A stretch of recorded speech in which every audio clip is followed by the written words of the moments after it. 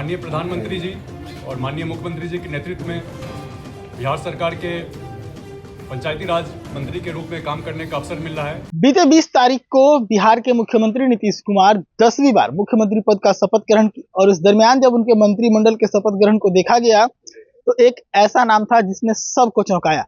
वो नाम था दीपक प्रकाश। दीपक प्रकाश उपेंद्र कुशवाहा के बेटे हैं और वो चुनाव नहीं लड़े और ऐसे में अचानक से उन्हें मंत्री पद के तौर पर शपथ ग्रहण कराया गया, जिसके बाद उपेंद्र कुशवाहा का परिवार जो है वो परिवारवाद के आरोपों में घिरा। परिवारवाद के आरोपों के बीच उपेंद्र कुशवाहा के बेटे दीपक प्रकाश ने आज पंचायती राज विभाग में अपना पदभार संभाल लिया है। पदभार संभालने की तस्वीरें हम आपको दिखा रहे हैं, किस प्रकार से उनका स्वागत किया गया है उनके कक्ष में और उसके बाद क्या कुछ कह रहे हैं पदभार संभालने के बाद। हम दीपक प्रकाश को पहले सुनवाते हैं फिर आगे बढ़े।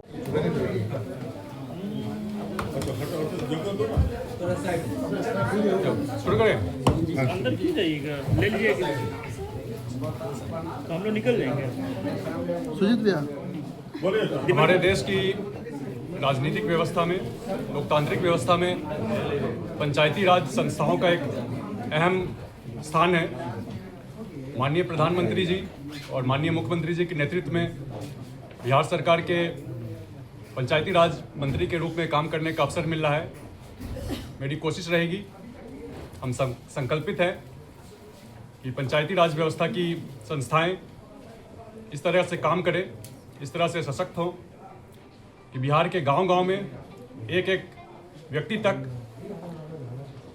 ये लोकतांत्रिक व्यवस्था है इसकी शक्ति पहुंचे। एक एक व्यक्ति राजनीतिक भागीदारी में हिस्सेदार बने। इन सभी कामों के लिए जिस किसी तरह की नई पहल की आवश्यकता होगी वो भी किया जाएगा।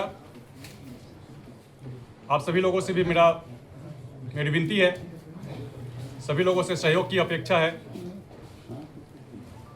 पंचायती राज व्यवस्था को,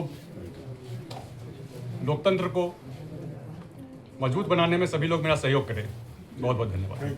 तो अभी आप सुन रहे थे पंचायती राज विभाग के मंत्री दीपक प्रकाश जी को। सीधे तौर पर उन्होंने बताया किस प्रकार से वो जिम्मेदारियां संभालेंगे। उन्होंने कहा कि अगर कुछ नया भी करने का जरूरत महसूस हुआ तो हम नया भी करने के लिए तैयार हैं। लेकिन इन सब के बीच मैं आपको बता दूं कि उपेंद्र कुशवाहा के बेटे होने के नाते और बिना कहीं से विधायक बने मंत्री पद के शपथ ग्रहण करने के कारण उनका नाम जो है वो परिवारवाद से सीधे तौर पर जोड़ कर देखा जा रहा है और इस वक्त इसको लेकर विपक्ष जो है वो पूरा हमलावर है, क्योंकि परिवारवाद को लेकर हमेशा विपक्ष पर एनडीए का निशाना रहता है, लालू परिवार के ऊपर एनडीए का निशाना रहता है।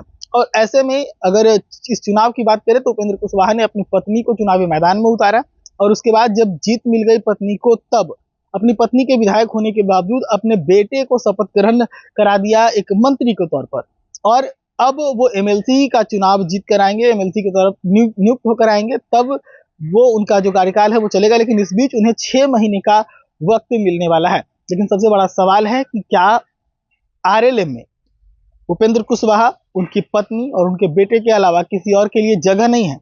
क्या कुशवाहा नेतृत्व में सिर्फ यही 3 नाम और यही एक परिवार है? इस पूरे मामले पर आप अपनी कमेंट कीजिए और बताइए क्या कुछ सोचते हैं आप।